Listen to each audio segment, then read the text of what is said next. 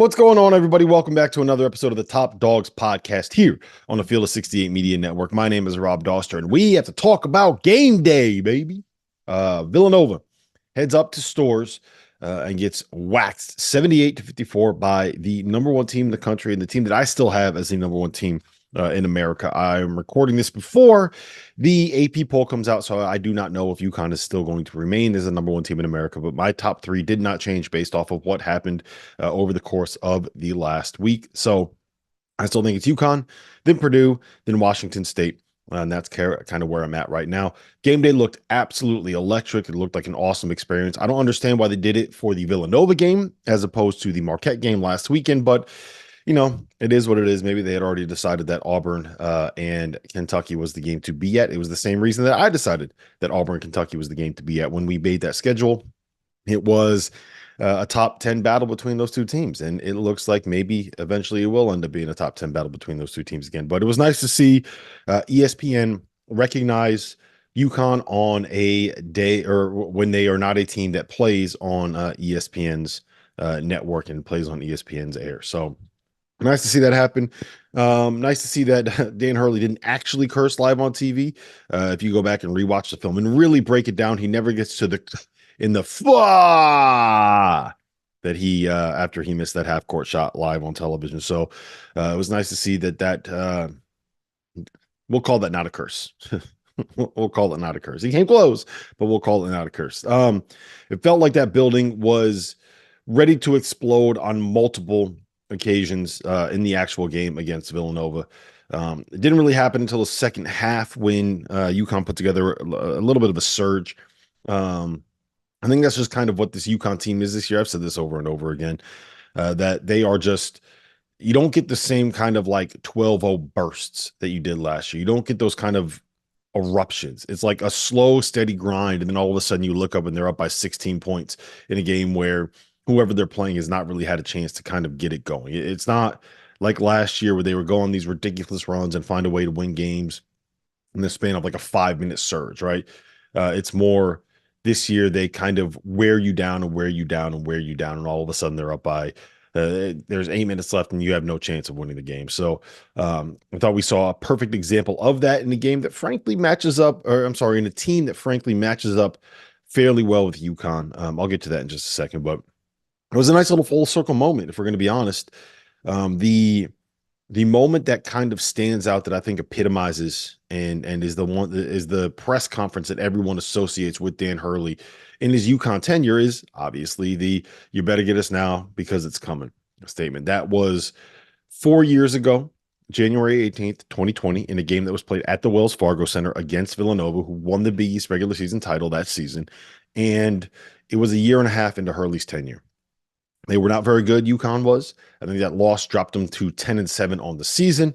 And it was a moment where he was a year and a half into his time as the UConn head coach. And you got glimpses of what they were building, but it wasn't close. I don't think anybody could imagine what UConn would turn into 3 years later. Contrast that with Villanova now, in the post Jay Wright era, going on the road a year and a half into Kyle Neptune's tenure and losing by 24 to UConn, who has usurped Villanova as the powerhouse in the Big East, the best team in the conference. And I think that there are people who are better wordsmiths than I that can find a way to really drive that point home. But I thought it was a neat little twist. And honestly, the "it's coming" quote is going to go down in history as one of like the greatest predictions that we've ever seen a college coach make, or in this kind of a setting. And it was, it's always enjoyable to see when UConn finds a way to be able to assert their dominance. I say this over and over again, and I hope that people appreciate it. But the era that we're living through and we're experiencing right now with UConn basketball is not something that is normal, right? You don't normally see teams that win a national title come back the next year and be just as dominant. I talked through the stat before, but it's not been since 2016 Duke that a team that has been the reigning national champions has gotten out of the first weekend of the NCAA tournament. It has not been since 2007 Villanova that a reigning national champion has gotten to the Sweet 16 or farther, right? Normally what happens, especially in the era of one and dones and players leaving early for the NBA draft and this and that, is you make the run to the national title. You get the NCAA tournament bump when it comes to the eyes of scouts and draft boards and draftniks. You have a bunch of your best players go pro, and then you have to start the rebuilding process all over again. And the fact that UConn has gone from winning the national title to losing all their guys pro to restarting to starting the rebuilding process over again, and having that rebuilding process lead directly to a team that is sitting here in the last week of February at 25-3, one win at home against Seton Hall away from clinching a share of the Big East regular season title, is something, and in a place where they're number one in the country and has a very, very, very real chance, the betting favorite to repeat as national champions, is something that should not be lost on anybody. And UConn fans know the lows of the lows when it comes to what it's like to be a sports fan and how quickly things can turn. We're seeing that with Villanova. We're seeing that with the likes of Michigan and Michigan State. It's something that can be fleeting, right? It's something where if you are not enjoying the highest of the highs to the fullest level that you could possibly be enjoying it, what are we doing this for, man? Like, what are we sports fans for? What are we UConn fans for? What are you doing in this space if you're not enjoying every single second out of what this team is? It's been so much fun to watch. It's been so much fun to follow. And I'll tell you this, I have thoroughly enjoyed every second of this college basketball season.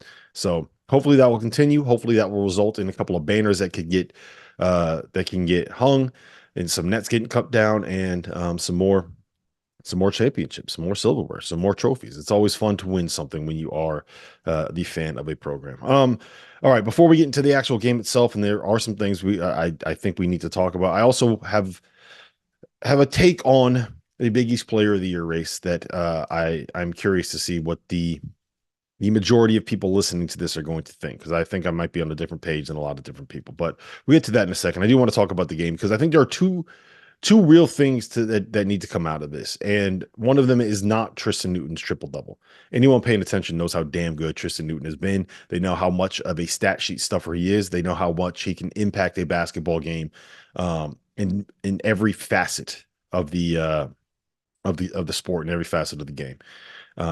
That it's not a surprise that he's posting triple doubles. Like, it's his fourth one. We know it's awesome. We should appreciate it and should enjoy it and should celebrate it when it happens. But like, this dude is averaging 15 points, 7 boards, and 6 assists. Like, triple doubles are going to come when you put up those numbers. It's not a surprise to anybody. I did thoroughly enjoy, however, shout out to my guy Jared Cotler, the host of the CT Scoreboard podcast, who was sitting directly behind Gus Johnson on the broadcast. Got a couple shouts. I sent him a couple texts. We got to work on your dance moves, Jared. But it was it was pretty cool to see you back there and enjoying the moment. And he got an unbelievable video of Gus Johnson reacting to Tristen Newton's shot, where you can actually hear in the video from his phone Gus Johnson yelling as Tristen Newton got it. And it's just the excitement and enthusiasm that you see from Gus Jeezy whenever a moment like that happens. I wonder how much money he had on Tristen Newton getting a triple-double in this game, because that reaction made me feel like he probably had a couple of dollars on it. But I think the bigger storyline for me there was Alex Caravan, right? Like, he's been in kind of a nasty slump, and we haven't talked about it that much because his numbers have been great, but overall and season long. But in the last 3 games, he is 3 for 16 from 3. Against Villanova, he was 0 for 7 from the floor and 0 for 6 from 3 until that shot that he hit from about 27 feet to get Tristen Newton his triple-double. In the last 5 games that were not DePaul or Georgetown, Caravan is 5 for 24 from beyond the arc. He hasn't scored more than 12 points in a game that didn't come against DePaul or Georgetown since that home win over Creighton on January 17th. So it's been a while since he's been really, really good against teams that are less than against teams that are better than the absolute dregs of the Big East Conference this year. And despite all of that, he's still shooting 42% from 3 on the season. He's still one of the best shooters in the Big East in terms of percentages, right? It's a bit of a small sample size that we're kind of talking about here and we're kind of dealing with here, right? And when you're a shooter and you can kind of go in a college season where league play has 18 to 20 games. Your season has 31 to 40 games. And you can go on like 3 or 4 game runs where you're absolutely scorching and you can't hit the broadside of the barn. Sometimes this stuff can get skewed a little bit. It's fun with small sample sizes, right? Um, Overall, in the last 2 seasons, Caravan's shooting right about at 40% from beyond the arc. Against tier A and B opponents this year on KenPom, he's shooting 31.8% from three. Last year, it was 39.1. I'm sorry, he's shooting 31.8% from three. Last year was 39.1.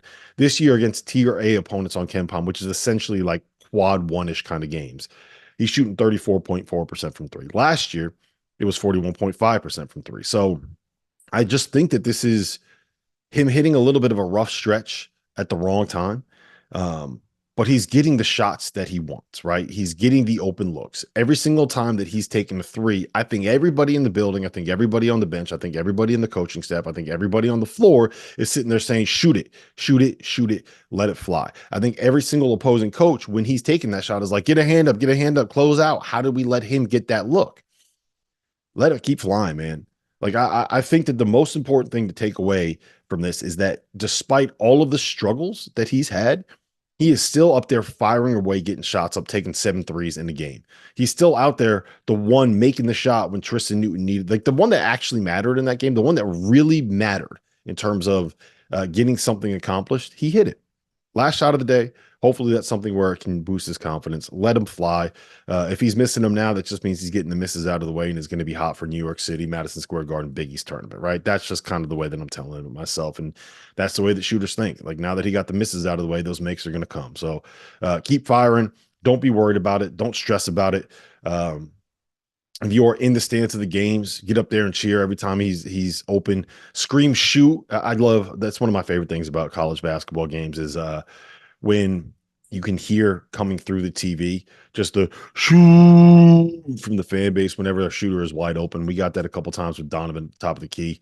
When he's been opening by himself, it was the one that stands out as the Xavier game. That was pretty cool. But just he's got to keep firing. That's it. Point blank, period. Shooters got to shoot. Eventually, they're going to start going down. He's too good of a shooter to keep missing. For me, the bigger takeaway from this game was on paper, I think Eric Dickinson is a difficult matchup for Donovan, and he is the kind of matchup that we'll see from some mid-majors or some upset-minded teams that I think in theory could give UConn a little bit of trouble, right?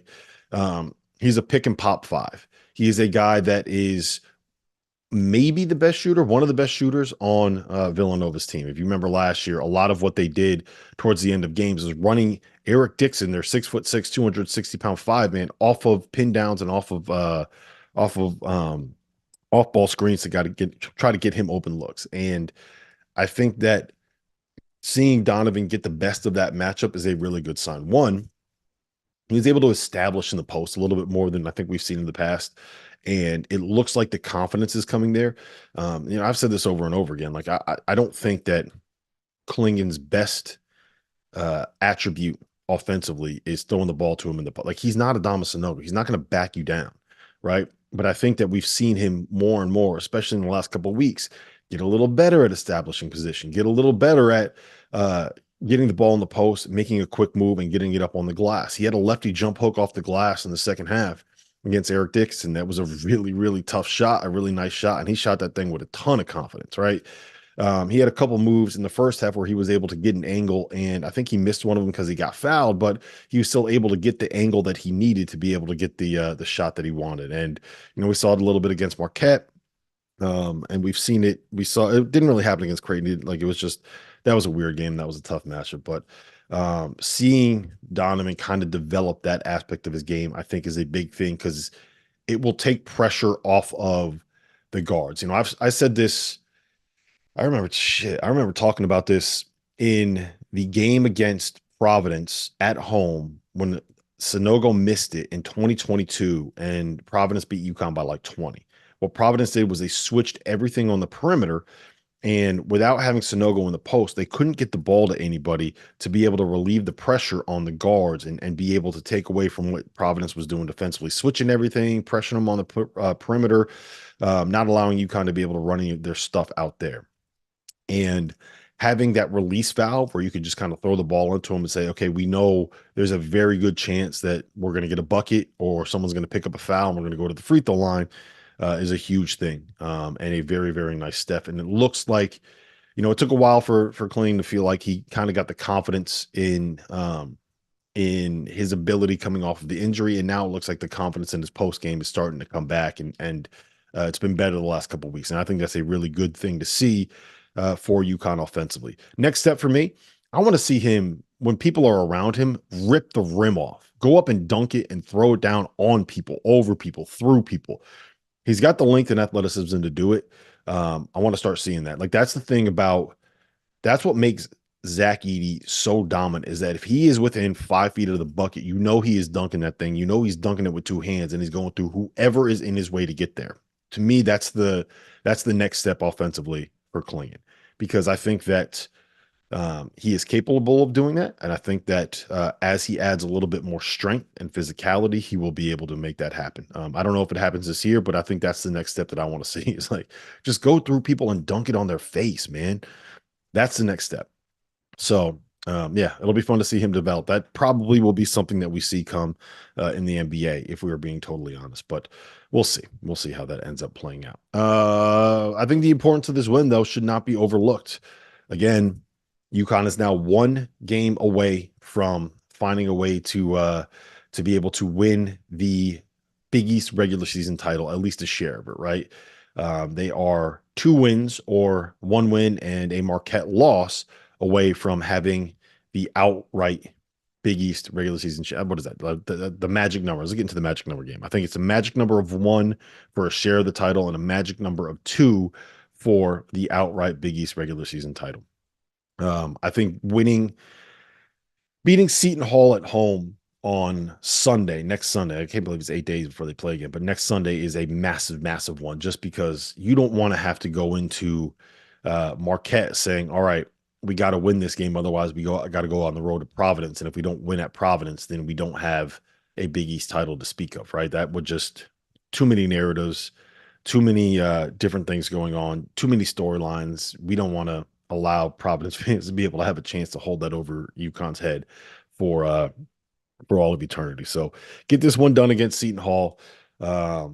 And then you're in a spot where all you got to do is win 1 more for the first play for a Big East regular season title and for the number 1 seed in the Big East tournament. And as I mentioned, the importance of that, you get the number 1 seed. In all likelihood, you don't have to see Creighton or Marquette until the finals. And that is that makes it much, much easier to be able to put yourself in a position to cut down nets on that Saturday night in Madison Square Garden.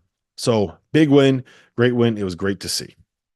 What's going on, everybody? Rob Doster here from the Field of 68, and I need to tell you about a partnership that we just signed with Autograph, a fandom company co-founded by the GOAT himself, Tom Brady. Brady in the gun. Touchdown, Patriots! I can't deal with my clogged Twitter feed anymore. Every single tweet gets 3 responses from some Twitter bot promoting gambling picks. I just want to read the articles, man. I just want to read stories. I just want to listen to my favorite podcast. I just want to consume the content that breaks down my favorite college basketball team, and I want to do it all in one place. Now I can.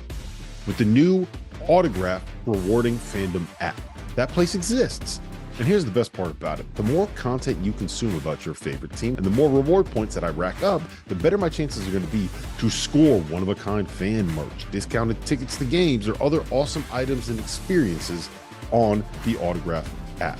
So go download it, use that referral code F68, that's F68, and get access today. And hey, if you do, maybe I'll get my buddy Tom to send you a thank you note. As you guys know by now, we've partnered with BetMGM this season. We'll be using BetMGM lines to make all of our picks, and we'll have special offers for the listeners and the viewers of the Field of 68 each and every week of the college basketball season. We have a special offer that will be available starting on Tuesday, January 9th and running through Monday, February 12th, the morning after Super Bowl 58. If you haven't signed up for BetMGM yet, in honor of the big game, you can use the bonus code FIELD158 and you'll get $158 in free bets on your first wager with BetMGM, regardless of whether or not you win that first bet. Here's how you make it work. Download the BetMGM app. Sign up using the bonus code FIELD158. Deposit at least $5 and place your first wager on any game. You'll receive $158 in bonus bets regardless of the outcome of your bet. Just make sure that you use that bonus code FIELD158 when you sign up. And remember, BetMGM is now available under one wallet in select states. As a New Jersey resident, this is super convenient when I have to go cover games in New York or Philly, which happens quite a bit. When you cross state borders, you just log into your existing account and fire away. You don't have to create separate accounts in each state. It's easy, it's simple, it's clean. And most importantly, we have some fun stuff coming up for the heart of the college basketball season. Bet insurance tokens, college hoops odd boosts, and my favorite, a nice juicy parlay boost. So download the BetMGM app and sign up today. Field 158. Let's talk about the Big East Player of the Year race, because that conversation is picking up. It is very interesting to me that in a league where we have talked about how good the big guys are all season coming in, from Kalkbrenner to Clingan to Joel Soriano to Josh Aduro to also Iguodala, to all these guys, that the Player of the Year race is basically, to me, come down to five guards. And that would be Tristen Newton, Tyler Kolek, Cam Spencer, Baylor Shireman, and Devin Carter. And here's where I think we want to talk a little bit about Tristen Newton and just how good he has been. 15 points, 7.5 boards, 5.9 assists, second triple-double of the season, 10 points, 16 boards, 10 assists against Villanova. Like, his numbers compare quite favorably and quite impressively to the numbers that Shabazz Napier put up in the year where UConn won the title in 2014, and Shabazz was a first-team All-American. He's been dominant. I don't think he gets anywhere near the amount of love that he should, because his game is not flashy. Like, we talked about this a lot at the start of the season. Like, there is an element of what he does that makes you uncomfortable to watch as a fan, because he just kind of has this vibe where it looks like he's dribbling kind of loosely. It looks like he's about to lose the ball. It doesn't look like he's going to find a way to be able to get by someone. And then all of a sudden, like, he's able to get free, get an inch of space, and he hits this like 12-foot fadeaway where you're like, how the hell did that go in? But that's just kind of his shot, and that's just kind of what he does. So it's not a flashy game. It's not a sexy game. He's got a lot of throwback, old school vibe in his game. And what I always compare it to is like, he's like the 40-year-old at the gym that just has every trick in the book to be able to create a little bit of space and get a shot off. And it's it's impressive to see him do it over and over and over again, because there's so many times where he does something you're like, I don't know if that's a good. All right, it went in. All right, that's Tristen Newton for you. So I think that's part of where he gets hurt a little bit. The other thing that's going to hurt him when it comes to the Big East Player of the Year title race is that Cam Spencer has been unbelievable in Big East play as well. You know, I think I would probably lean towards Tristen over Cam because of the role that they play on this team. Tristen is the guy that is asked to do all of the heavy lifting in the half court, especially when you get to the end of the clock. That's part of why some of his efficiency numbers are a little bit down this year. That's part of why you see him guarding not the best player on an opponent's defense, because they want to be able to save his legs and be able to let him have that energy. I think that he is, what makes Cam so good is that he kind of functions within the offense and really, really thrives in the things that he is being asked to do by Hurley and his staff, where Tristen can do that. But Tristen is also a guy where at the end of a clock, he can go make something happen on his own. And I don't think Cam is quite as good as that. It's pick and nits. Both of them have been fantastic. I would have both of them as first-team all-conference players in the Big East this year. But I would tend to lean towards Tristen Newton over Cam Spencer. And I think the biggest hindrance to either one of their their abilities to actually win the Big East Player of the Year award is that they are going to end up splitting votes, and that's going to end up getting broken up there between them. But I think I would have Tristen Newton as I haven't actually done it out yet, but he's going to end up being a first or second team All-American for me, depending on how the rest of the season goes, what he does these last 5 games, and who else can kind of go out and win some league titles. But Cam Spencer deserves to be in that All-American conversation as well. They've both been unbelievable, and I think you can make the argument that backcourt is the best backcourt in college basketball right now in this moment. Tyler Kolek has been another guy that's been just phenomenal this season. He had 18 assists the other day against DePaul. The run he went on in Marquette's 8-game winning streak was just terrific. And I do think that, I've said this before, I do think that the biggest thing between him and between Marquette and winning a Big East title, winning a national title, winning a Big East tournament again, is losing Sean Jones and the fact that now Tyler Kolek has to do everything offensively for him, right? There's nobody that can come in and can spell him for 3 minutes here and 3 minutes there to run the point. There's no one that can come in and allow him to stay on the floor, but play off the ball and be more of a floor spacer and get a little bit of a rest that way. It's him. It's all him. And that is a tough thing for them to be able to do. If you want to say that Tyler Kolek is the Big East Player of the Year, it's very, very difficult for me to argue against you because of everything that he has done. At this point, I don't think that I necessarily would have them because of the argument I'm about to make in a second, but he is right there. And I think that there is, I don't really want to have that debate because I think that both players are awesome, but I think there's a very fun debate to be had at some point about who's the better player between Tristen Newton and Tyler Kolek. You guys know where I stand. The other one that would be in the conversation is Baylor Shireman. And Baylor, I mean, he's been terrific in Big East play, but Creighton's going to finish third, and he hasn't been the best player in the conference, clearly. So I don't think that to me, he's more than the first team conversation than in the Big East Player of the Year conversation. It doesn't say anything about him. That says more about just how good the backcourt and guards have been in the Big East this year. But for me, and again, I know that I'm probably going to take heat for this, but I think that Devin Carter is the guy that you have to vote for Big East Player of the Year. And this is why. Okay, so I went through, there's this website called Hoop Explorer that allows you to get per possession data adjusted for opponent based on on-off splits on when a player is on the court versus when they are off the court, right? And it's kind of like the nerdy way, the analytical way of looking at plus minus instead of just looking at raw points and raw data. You look at it for things with advanced metrics and efficiency numbers and all that, right? So it's a noisy stat. It's not necessarily the best stat, but when there are massive gaps in it, it's something that you could take a lot out of. For example, when Tristen Newton is off the floor, UConn gets worse defensively. No, I'm sorry, they get worse offensively, but they get better on the defensive end. That would make sense because Asandiara comes in, and we know what Asandiara is as a pest defensively, and we know some of the limitations that he has on the offensive end of the floor, right? They are better overall with Tristen on the floor by a decent number.